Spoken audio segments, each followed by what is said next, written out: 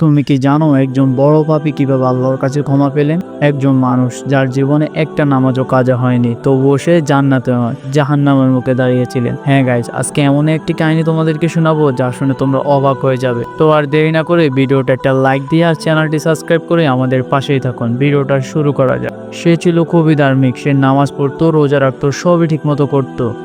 কিন্তু একদিন তার এক গরিব প্রতিবেশী তার কাছে সাহায্য চাইলে সে মুখ ফিরিয়ে নেয় এবং সে বলেছিল, আমি নিজেই অনেক কষ্টে আছি। সেই গরিব মানুষটি রাতে না খেয়ে ঘুমিয়ে পড়ে আর সকালে তার মৃত্যু হয়।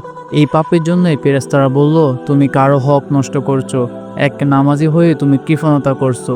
আল্লাহ তাআলা তখন বলেন, এই বান্দার অনেক ভালো কাজ আছে, কিন্তু বান্দার হক নষ্ট করে কেউ জান্নাতে আসতে পারে না। হঠাৎ এই গরিব মানুষ জান্নাতে দাঁড়িয়ে আল্লাহর কাছে ফরিয়াদ করেন, হে আল্লাহ, আমাকে ক্ষতি যিনি করেছেন আমি তাকে ক্ষমা করলাম।